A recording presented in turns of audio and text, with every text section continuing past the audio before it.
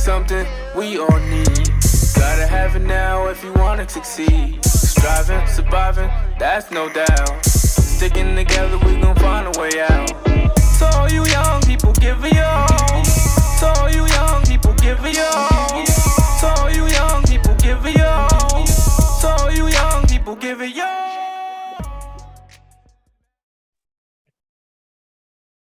Good afternoon, the back community. Thank you as always for staying involved. Thank you for staying engaged. I have a fellow author on here with me today who goes a lot further than just writing. He's also an illustrator, but I'm gonna let you dive into more about yourself when I get there. But today's guest on the back community is Mr. Will Rucker himself. Will, thank you very much for affording me your time today, man. Thanks for having me. I appreciate it. Great opportunity. Thank you so much. Okay. I came across your work in passing, right? I'm not sure how I did, but it might have been through your wife. But I know I've seen your books, and I'm a huge advocate and supporting. And then when I seen the message behind your books, I was just like, oh, I'm getting this. This is right up my alleyway. But before I go too far down there, I've gotten a chance to familiarize myself with you, but I want to give yourself a chance to introduce yourself to the back community. So my first official question, Will, is tell us about you. What kind of work do you do, sir? About me, my name is Will Rucker, for y'all don't know me. Grew up right now. I've always been an artist. I know that's what I do now, illustrations and books, but I'm a graphic designer right now, my own business with my wife. It's a Skill 35. We do branding and graphics and stuff like that. But I've always been an artist since I was a kid in kindergarten, just drawing.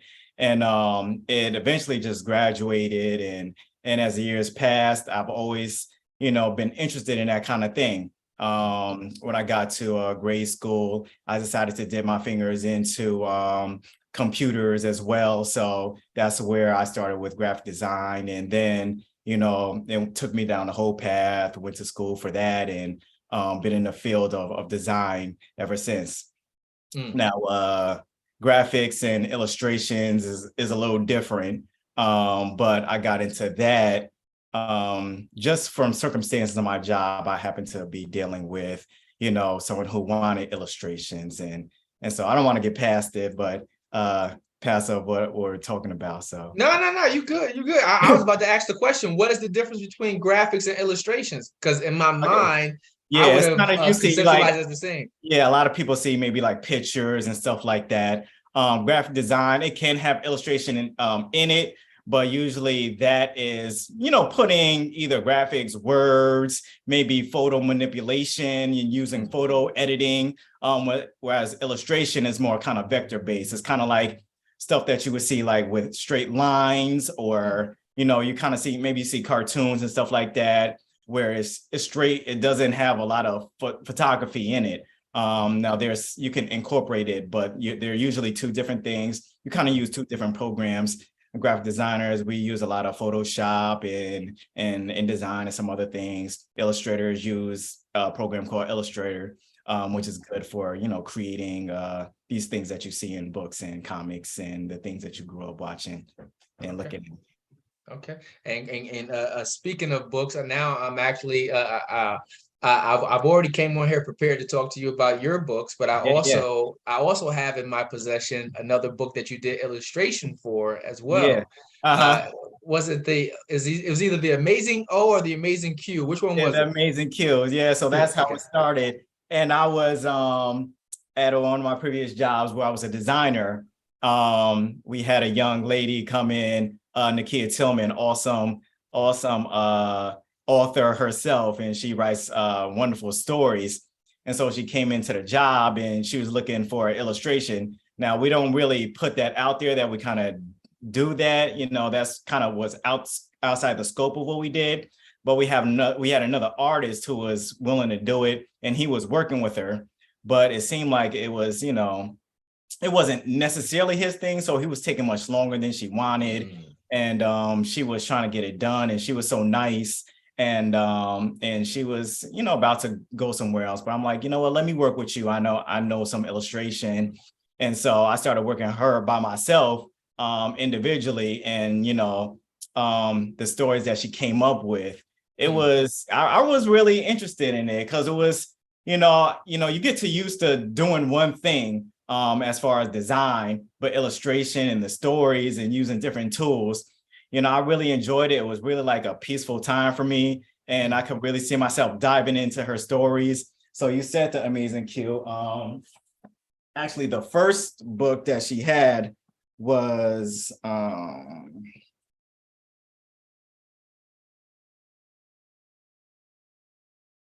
it was called The Adventures of Little Margie, which is this, and it was of her ancestors and stuff like that, and down south and the sharecroppings and stuff like that. And I'm like, oh, this is a real, interesting story. And and then the next one was Amazing Q, which was her son, based off of her son, and he was doing all these elaborate things throughout the neighborhood. And I'm like, that's really cool.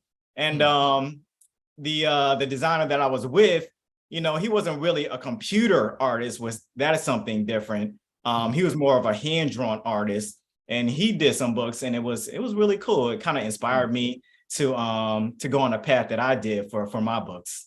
Nice. Well, listen, it's amazing how when you say yes to something, right? I always tell everybody, when you say yes to God, yes, yeah, the amount of things, the amount of doors that can actually open up for you. So you, just by stepping in to help out, to bring to life a creation of somebody else who was going through some turmoil to get it together, actually ultimately led to, not to say you wouldn't have had it without it, but it sent you down this path. Like, wow, you know what, I can do that too. Builds up a fire in you, builds up like a desire, but you're like, oh yeah, this is cool. I never thought about it before, but it looked like something I might want to do. And so all those things was in the back of my mind. This was pre-pandemic. But when the pandemic hit, obviously we was all home, and just, basically everybody was like, what we doing now, the first couple weeks and stuff like that.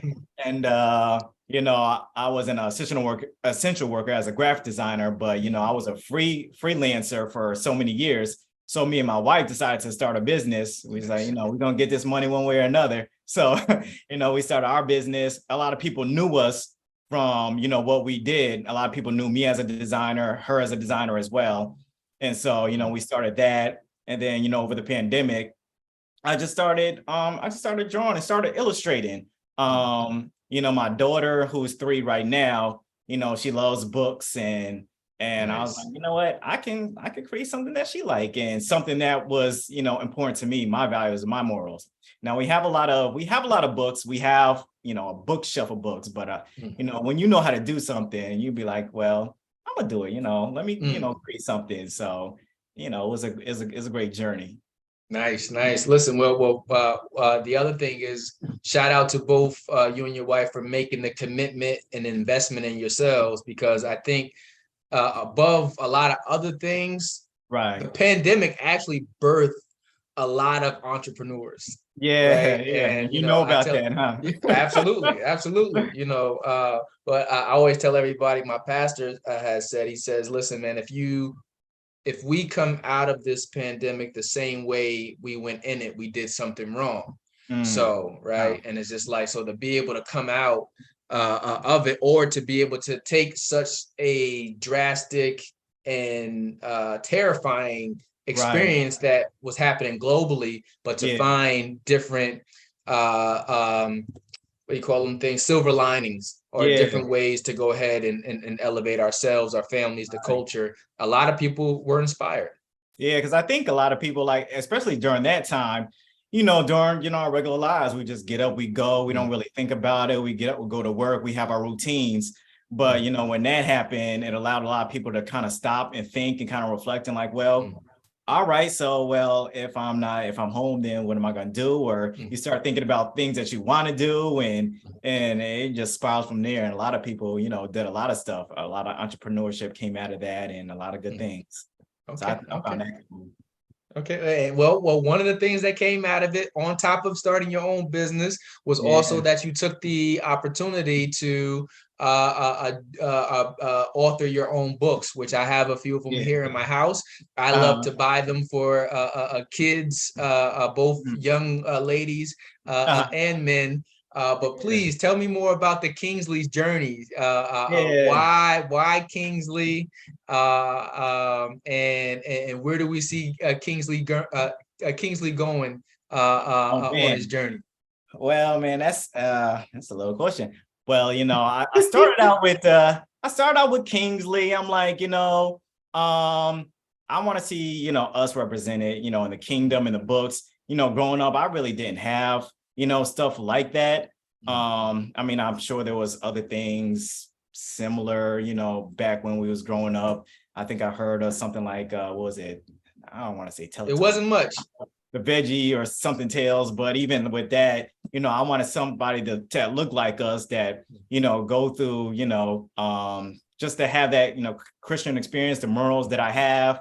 And then I just started doing a book. When I created the book, I didn't even tell my wife. I was just designing, and then I showed it to her after it was done, and she's like, you created a book?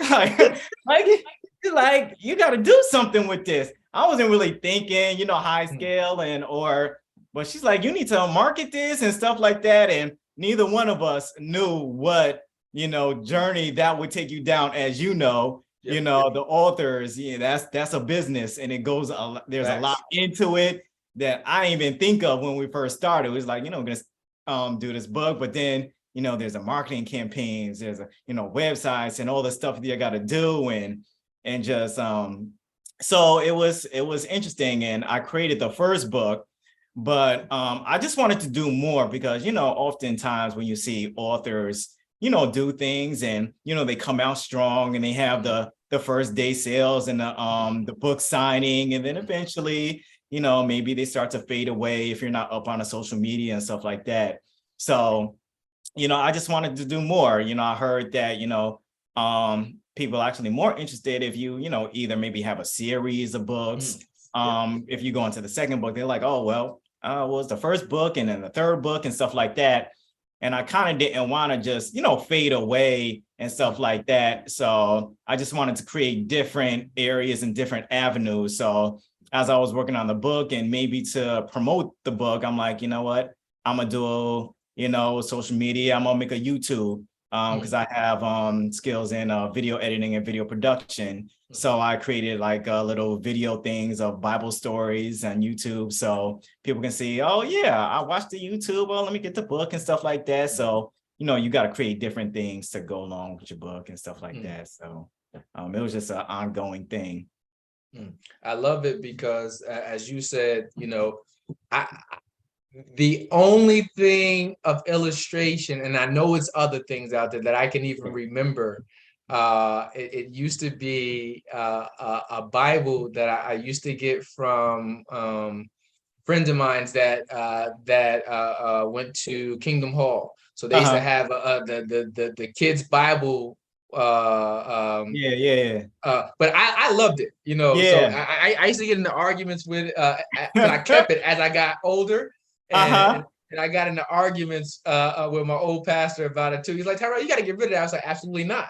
Yeah, because I learned so much from right. the kids. What I ended up doing was, when I really got serious on studying the Bible, I want to say when I first graduated college, I was just like, you know what, I'm gonna take my time to really study it. But what I went through this process, what I did was I would take a lesson out of that children's Bible, right? Then I would go on to the Living Word Translation Bible that I had. Then I would go to the King James.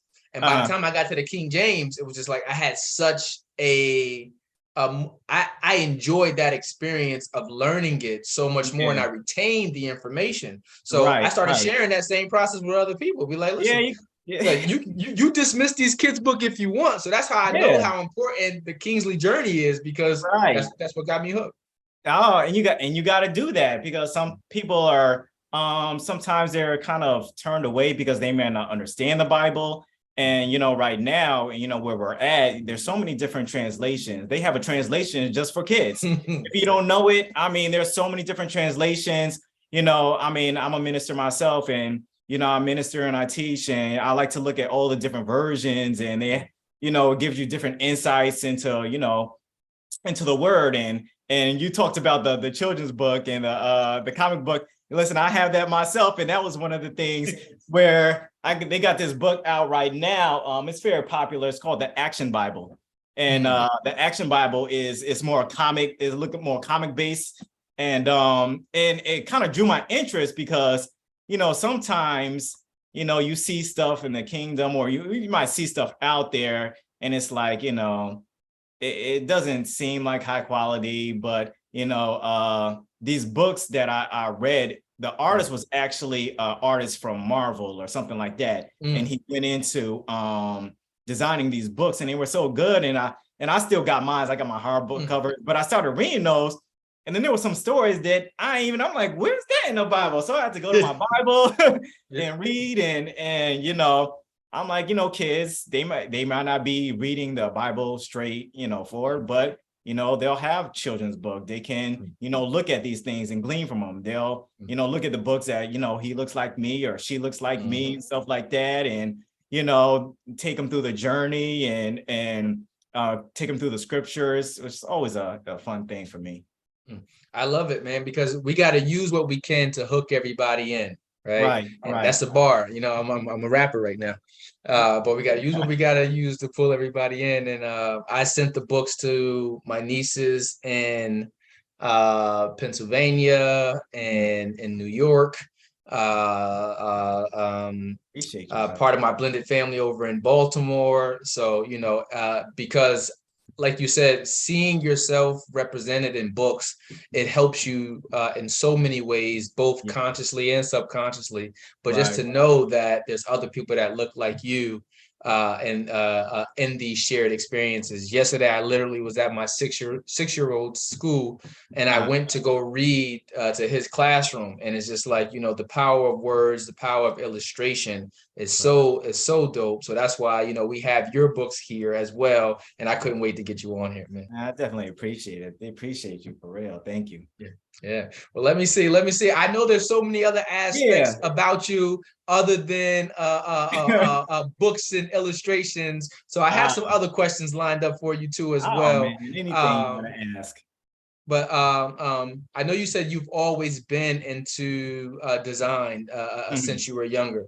One of the things I always like to look at is examining like who we are as adults and how we ended up here and who helped us to get here. But along your journey, do you recall having a mentor as you were developing as a young man?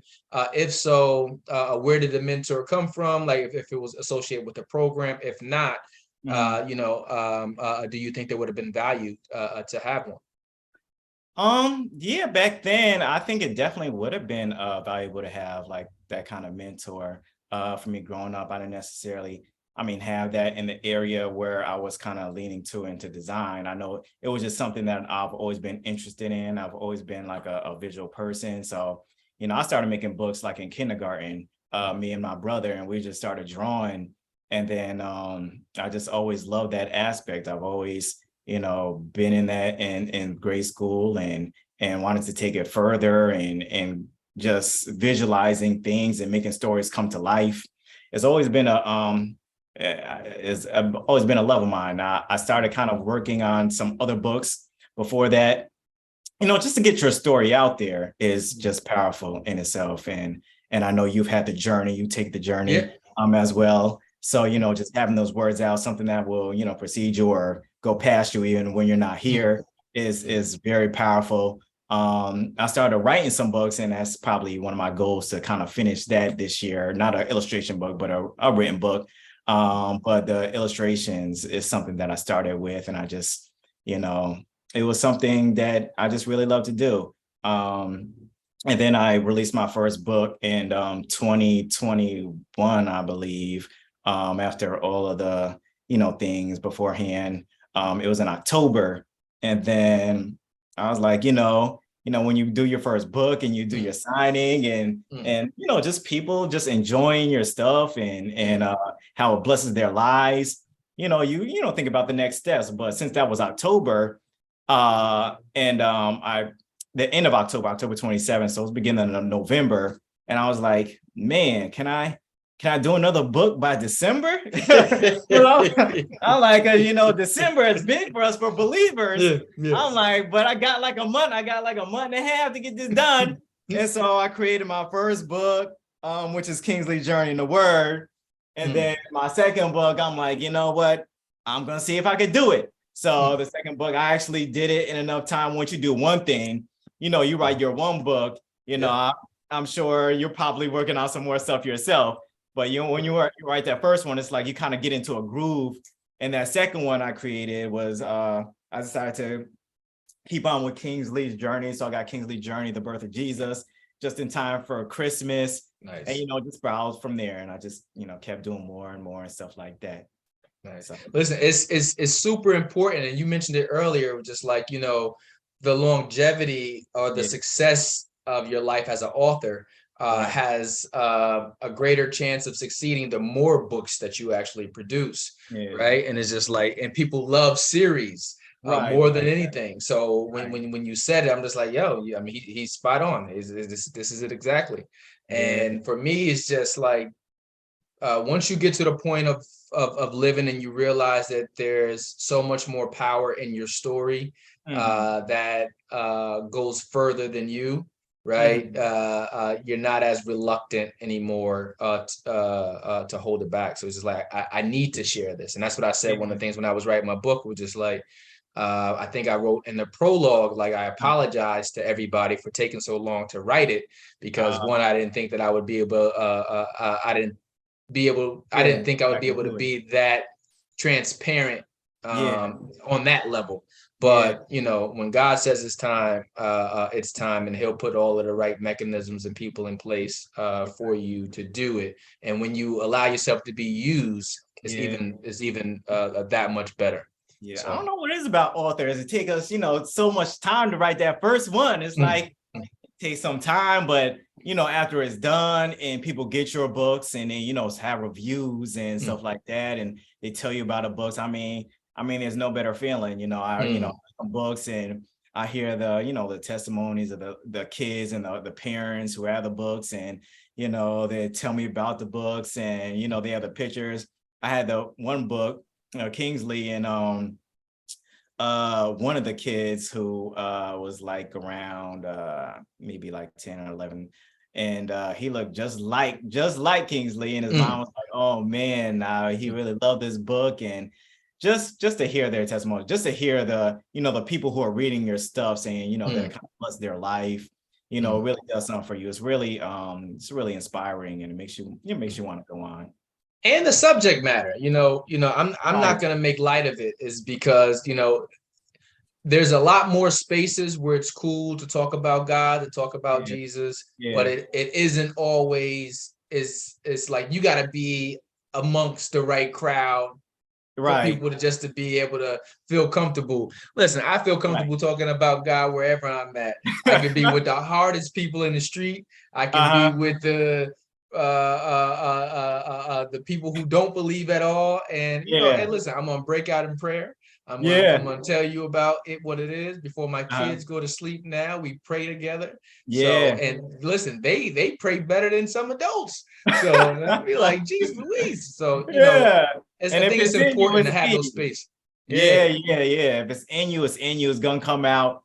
Like the things that I do, I mean, everything that I do is it revolves on, I want God in it. I design books, I could create any type of books. I mean, I really thoroughly design working with Nakia on her superhero books and her books from the South. And that was cool. And I, promote her. But, the books that I created was, faith-based, and everything that I do as far as even design and graphics, me and my wife, we aspire to work with Christian entrepreneurs to help them, get their selves going, because, we got to get, a leg up in this world, and we need help. We need to use our gifts and talents for the kingdom.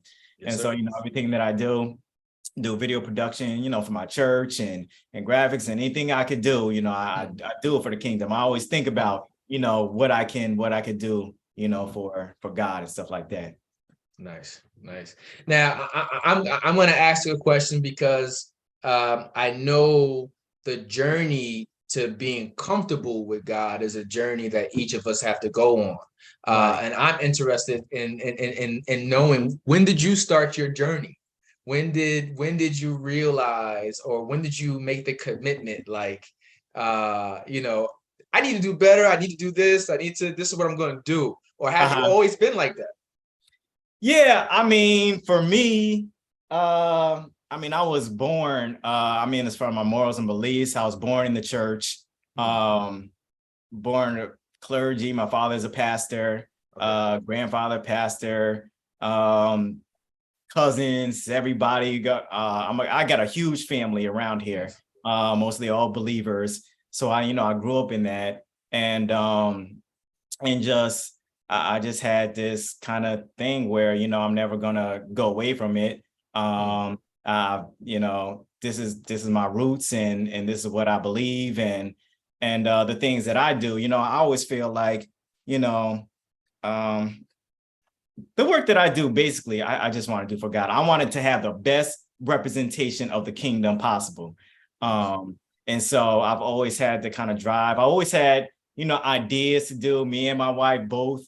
We've always thinking about ideas, and, we just see ourselves going, both visual persons, both visionaries. So, thinking about, starting a clothing line. So I did a little bit of that for a little bit, and that was Christian based. Everything, I do, I want to please God, and it's always been on my heart to do that.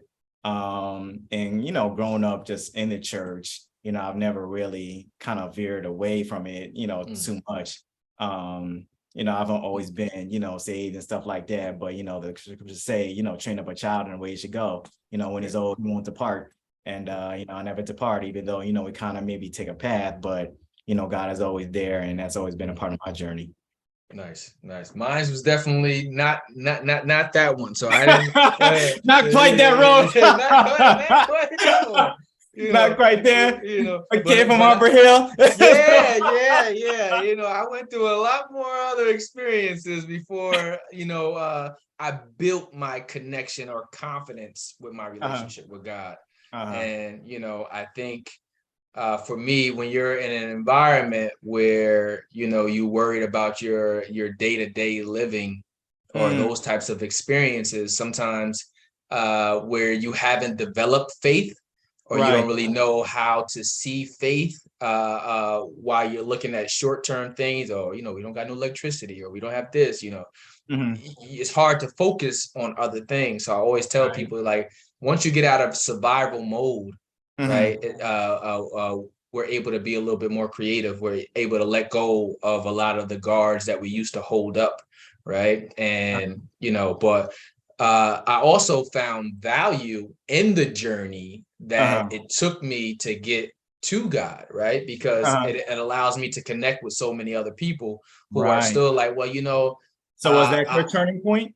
Like survival to, how did you switch? You said you had a different road. So how did you come to about transforming into your faith and your faith walk? I mean, I know it's about me, but we're having a conversation, so it's gonna be. I feel like we both.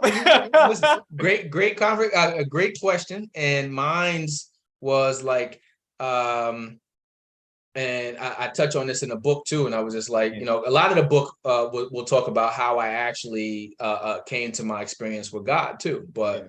My junior year in college, the dean of students had asked me, she wasn't the dean of students at the time, she was a director of student support services, but she asked me to come to her church, which was Friendship Missionary Baptist Church in Charlotte, North Carolina.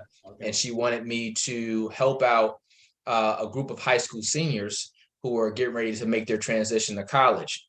And, I had already made my transition, I'm matriculating at Johnson C. Smith. And, I know that experience of what you need to let go of, what you need to prepare yourself for to get into school. And I went to the church, no lie. I had such a beautiful experience. And she invited me to come back the next day, because I was already working with I've always worked with kids since I was younger, right? But she invited me to come back. I came back on that Sunday, and when I came back, it was just like, it really felt good to be there. But on top of that, I remembered all of the things, all of the negative talk I used to tell myself about church. And I would tell myself that, well, in order for me to go to church, I would have to change so much about who I was or who I am, right? In order for me to go to church, I would have to act churchy, right? And I was just like, well, I live better than certain people, so I don't want to do this. I had all of these were all conversations that were going on in my head that I had to let go. And at that time, I had learned how to let it go, where I said, you know what? These same things have been plaguing you for years, right? And you're worried about so many external things, right? God ain't worried about what you got on. He's not worried about whether or not you know this hymn or this particular song. He's worried about whether or not if you're here to learn about him. And that's what I did. And at that point, I was like, you know what? I started going to church, and I would bring a notebook with me the same way how I would go to school. Like I'm a nerd at heart. So I started to apply my same way of thinking that I was attacking my schoolwork in the church. And I brought my notebook with me, and I would sit there. I stopped trying to get dressed up. One, I didn't have a whole bunch of dress clothes anyway. So I stopped trying to get dressed up to look like everybody else. And I just put on what it was that I was comfortable in. And it helped me to build another armor to block out what everybody else might be thinking. And be like, okay, you got to take the stairs, take the comments. Don't worry about it. You're here to focusing on God. And over the years, that just continued to build my confidence in regards to going and studying the word. And I loved it. And my experience since then has always just been so much more impactful on me as a person, because I realized that God accepts and knows me for who I am. But it also helped me to connect with so many other people who are, straddling or struggling to just realize that, a God accepts you and can use you because of who you are. He's not looking for you to be anything else. But that's how my journey started. And that's awesome. That's awesome. And that's great that she was able to turn around, because, sometimes those experiences for a lot of people will kind of like veer them away from the church, all the negative things. And, so many people don't recover just because of the, just things that, they feel, the preconceived notions and stuff like that. Like you say, I got to dress in a certain way. And I've seen where people, turn away from the church because they feel like it should be a certain way, or they think it's a certain way. People in the church are, looking at other people in a certain way. And but like you said, you just have to, change your thinking. God he loves you just as you are, and you got to come as you are. And that's awesome. Love that testimony. Oh, thank you. For a second, I was about to say, well, who getting an interview here? Will? Who's being interviewed here? All right. Let me see, man. This is one of my favorite questions to ask. But thinking about your younger self, thinking about the younger Will, what is something that you wish someone would have told you when you were younger, the younger version of Will that you now know that you needed, but you probably learned later? So what is something you wish someone would have told the younger version of you? Keep going. Don't stop. I mean, there's been so many times when, procrastination is such a killer, and the device of the enemy. When God, tells you to do something or have you do something or put something on your heart, where you'd be like, you kind of that procrastination be like, it'll set you back sometimes. And, I probably could have got, further, but it's just, I just come to realize that I just got to continue going.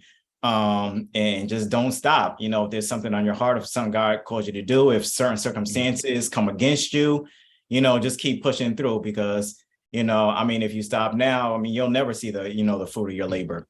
But you just got to keep going, because, it will happen if you want it, and you just keep going. Just keep going. Don't stop. Okay. All right. And let me see. What about what about success? Mhm. What does success look like to you? How would you define success? Hmm. I think success, I mean, success obviously is different for, a lot of people. It doesn't necessarily mean millions or millions or, prosperity, just, the place that you're in, that you like. Now, the Bible says, be content. You don't have to be, you Mm. know, content in where you're at, but knowing that where I'm going, that I'm doing good right now, and then I'm making progress towards where I'm going. I mean, that's success, that I'm not at a dead still, that I'm not, where I was. I can look at where I was and be like, well, I'm further along than that. And I mean, I'm in a great place now. And if I keep, God in my life and continue to go, I can see where I'm headed down the road, and, continue making these small steps. And, that's success to me, just, seeing your progress of your journey and where you're going. Now, of course, a lot of us can see, you probably see, another, where we could possibly be, but, if we're making the steps right now to get there, and, we're achieving those goals and those steps, I think that's success. I love it. I love it. You had me at the moment where you said content. And you also talked about how contentment is in the Bible, because I have to use it all the time, right? So, me and my wife argue about this all the time, contentment versus complacency. And I always say there is a difference Right. between complacency, right? Yeah. So, Yeah, exactly. she gonna hear this and probably smack me when she watches it. But, I am big in my circle of friends and my family on stressing the importance of contentment, right? And I'm also big on clarifying the difference between contentment and complacency. Right. A lot of people hear contentment and automatically In complacency, and it's two different things, right? Yeah. So it's like, no, contentment, it says it in the Bible to be Right. content. Right. Yeah, that's what, be content, right? Be happy, where God has placed you, where you are, where I'm at, I gotta be content. I'm not gonna be, mad or be envious or stuff like that. There's always a place you can go. Now, I'm not complacent. I'm not gonna be at this dead still place. That's complacent. I'm just not doing nothing. I'm just not going nowhere. Contentment is, I'm good right now, but I'm going further. So I'm good right now. I love it. I love it. Listen, like I said, that's a whole nother podcast. Yeah. But the reason why it's so important is because we live in a microwavable society. Everybody wants what they want when they want it, right? And everyone's looking at social media. It was like, oh, well, they went there, well, I gotta go there, or they did this, or I gotta do that. And it's just like, it's overwhelming amounts of influence, right? And you don't even know that you're being influenced. And there's billions and billions of dollars that goes into marketing to influence you in all of these different things, right? Yeah, don't compare yourself to others, to social media. They be lying on social media. They be lying, the things that they do, to make you think where they're at is some things that don't, operate in the truth. But, you can't, that's why you can't compare yourself with others. The Bible says don't compare yourself with others and stuff like that. Don't be envious. I mean, it'll just bring you down. Social media sometimes, in our day and age, it's important. And I gotta admit, I gotta get better with social media myself, because, I was off social media for a long time. I've been off since 2010. I got off. And then, because back then it wasn't so much used for like, or that I saw, it wasn't so much used for like business and promoting stuff. Back then it was just, what people are doing and talking all this nonsense. I'm like, I'm getting off this, this ain't really, I could be doing other things with myself and learning other things. But then, when I created these books and stuff like that, I want to say, you got to, promote, you got to market. And of course, social media is, it's part of the game. And, so I got back on for after 10 years, and stuff like that. But there, there's a ways to go. You just got to be consistent. I was consistent with it for a long time, and that's just something I need to, get better. I will admit in this new year, because when you stay consistent, people love consistency. Yeah. I gotta admit, you might not even have, the best thing, but if you're consistent with it, people will tune in like, okay, yeah, I seen them yesterday, I seen them the week before. Let's see what they're doing now. Yep. And so consistency, is key. It's key. Hey, consistency is key. I live by it. I say consistency and exposure are the two most important ingredients for any of us, right? Right. I mean, whatever you feed. Like my mom used to tell this story, she would always talk about how all of us have a good wolf and a bad wolf. And she says, whichever one you feed is the one that we're going to see more of. He's like, I'm never going to let go of my bad wolf totally, Tyrell. I need her. I never know when somebody might, as they say, I wish somebody would. So I need that one too. But I'm not going to feed it to the point that, that's the personality, that's the character you see of me, right? I'm going to feed my good wolf more, right? Because, I like that. I like that. That's great. Yeah. That's awesome. Yeah. But let me see, man. What if, like, a lot of times I have people on the show and I'll always ask them, like, what are some of the driving wedges, that stop us from coming together collectively as a community? And that's not to say that, like, we don't have pockets of people or areas where people are really trying to work together. They're supportive of one another, but on the masses, in a lot of ways, it seems like we're in competition, or people don't know how to support one another, and we're seeing like it's crabs in the barrel. So what do you think are the driving factors that causes most of those wedges within our community, and what can we do to combat it?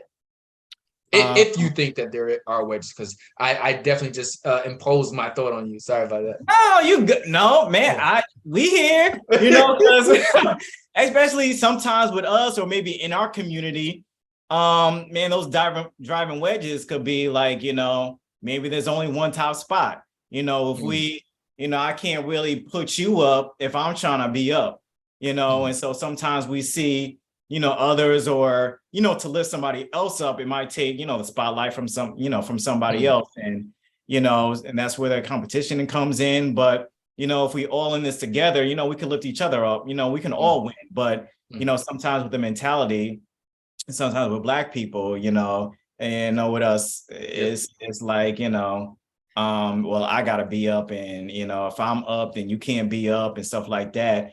And sometimes I've seen where people, kind of maybe even withhold information, how you got to where you get to.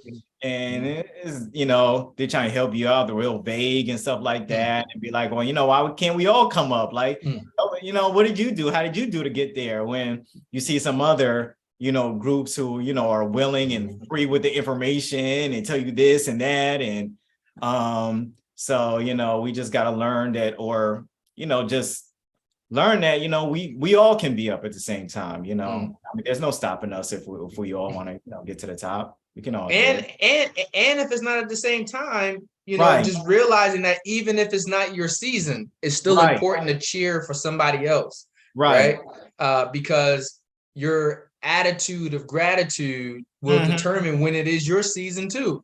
So if you're miserable because you're watching everybody else succeed, and all you're doing is focusing on the fact that they're succeeding, right? Don't expect any blessings to be coming your way. Exactly. As you holding on to all this, is like, well, let me tell you what he did back in 1983. Just let it go. Let it go. And the comparison is so, crazy, because sometimes you don't even know what someone else did to get to where they're at. And you're like, well, you might be looking at, surface stuff like, oh, I should be there, or I could be here, but you don't know what went on behind the scenes and stuff like that. So, there's a whole bunch of different factors that you may not even be considering, where someone at where they're at. So, I like that. and focus on your relationships, right? I think a lot of Yeah. times we focus in on money or opportunity, right? I focus in on relationships, right? Yeah. Because you never know where the relationship, what doors it may open up for you. A lot of Yeah. people have lost the common touch of just talking, reaching Right. out to people, or hey, I heard this happen, I'm sorry, you know what I Yeah. mean? But Don't. focusing in on relationships, I think, will get you a lot more than focusing in on chasing money Right. or Right. those things. I Treat agree. people the right way. When it's your Yeah. turn, it'll be your turn. If it's Yeah. not your turn, I'm Right. still cheering for you. Be like, oh, you did Exactly. this. Listen, man, how can I help? Or blah blah blah. And Yeah. I see it that when it's my turn, it's reciprocated. It's it's Right. it's different when you have positive energy to give out as opposed Uh-huh. to wanting all the positive energy and never giving it out. Yeah. Yeah. Yeah, that's awesome, man. And just maintain a relationship. Don't burn bridges, because I mean, you never know what, I could be talking to somebody. I could have a friend, and they can introduce me to somebody that I wouldn't even have that kind of bridge to if I didn't have this relationship with one person. And word of mouth is, it's still good in this day and age. Social media, but word of mouth it can spread. It can spread. It could go far and fast. It's still considered to be the number one means of getting information out. No matter how much money is dumped into marketing, word of mouth is still your best number one. Because I get work and stuff like that, and people be like, yeah, somebody, so-and-so told me about you, or so-and-so told you about you, and stuff like that. And when you build these relationships and you have a good relationship with somebody, I want to say most of that, depending on the person, they'll be excited to put you out there. Yeah, I know somebody, I know them, and they're excited that they know you. Like, yeah, I know Terrell, he wrote this book and stuff like that, and check it out, and so forth and so on, and doors will be open, and your talents will make room for you. That's what the Bible says. Okay. Let me see, man. I got about 3 more questions for you, and I'm letting you go. Oh, we going. Big one for me. What's your favorite place to visit in the Capital District area, and why? Now we're talking about Albany, Troy, Schenectady, Capital District at large. I want to know where you like to hang out and why. Oh man. I'm a type of person where I'm not like, I have a favorite place, but I will say that me and my wife are foodies and we like to eat. So so we could go somewhere new to eat. We love to go, places to eat and just visit the restaurants. I just like to, me and my wife, we both we like to eat. We love to eat. And just have a good time with one another. And we just like to take that time for ourselves, and we just go and visit the restaurants and have some fun. I'm not letting you off, Will. You just chose food as a category. You didn't tell me. You got to tell me. So what's your favorite place? Give me one of the top places you like to eat. You like to frequent. I'm not letting you off on this one. Okay, all right. Let me see. You got to choose. Favorite places. Favorite restaurant. Just one. Let me see. I will go with. Well, you look like a Red Lobster guy. Red Lobster? I haven't been to Red Lobster in so long, but I will say we do go across the street to like Olive Garden, but because we live in the area in Colony, we used to frequent Cheesecake Factory a lot. We do like that. Favorite places, the House of God, obviously my church that I go to every Sunday. Yeah. Okay. Shout out to the House of God. Yeah. Shout out to the Cheesecake Factory, because I'm not gonna let that one. I'm a foodie at heart too. Listen, all right. Nothing makes me happier than hot, delicious food. So, right. Yeah. So, good for your soul. Speaking of which, I haven't been to cheesecake in a while. Now I may have to put that on the weekend as we celebrate Valentine's Day. I might have to say, coming up soon. I'm gonna have to sneak over there. Let me see. And thinking about your life's path, where you are right now presently, all of the things that you have had to endure as an individual, as a married person, as a father, thinking about your life's path. What is it about your life's path that you are most proud of, Will? That I'm most proud of. Couple, I don't say most proud of. Definitely proud of the family that I built. My wife and my daughter, I really love them. And just, like faith is a big thing, being just in the word of God, and that path that I'm taking over the last few years. I've began ministering at my church, and that is something huge for me, because many may not know, but I've always had a thing of public speaking and speaking in big crowds and stuff like that. I've been even to the point where in church I've never even gave my testimony and stuff like that. I've always been a behind the scenes person, behind the cameras, behind the computers. But I just began ministering. And I feel like that, it's been a call on my life, and just whether it's ministering the word or, creating the books, just expounding and giving people the word and allowing people to see, what God can do, and just them understanding it. And it's been big for me, and I like that. And I'm kind of going towards that path more. And I'm just enjoying every, bit of the journey. I love it. I love it. I love that.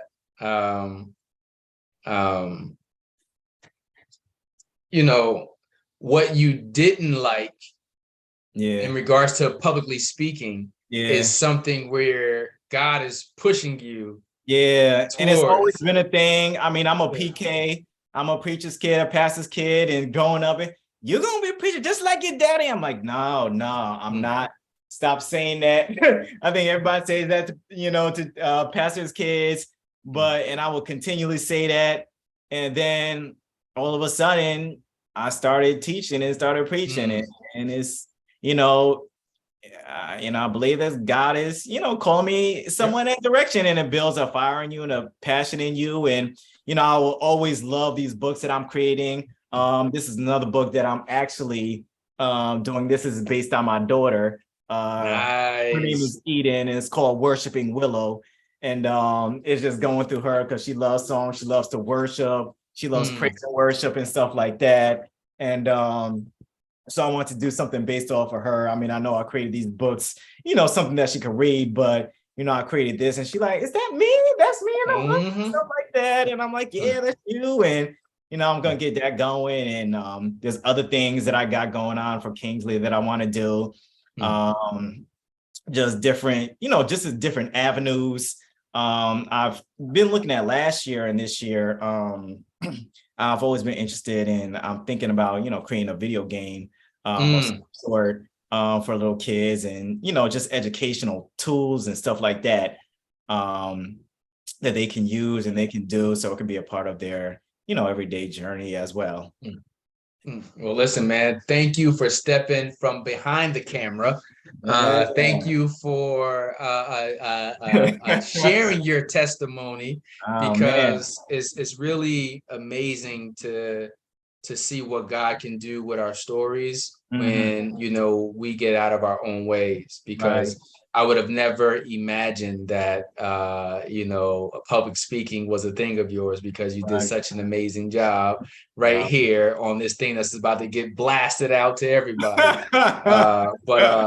Thank you for, allowing yourself to be used, because I think that you have a powerful message. I think that it is needed to see ourselves in these images in a way that, we're okay with it. Like it's cool to love God. It's cool to see yourself as this way. And it's cool to understand everybody else as they walk along their own journey as well.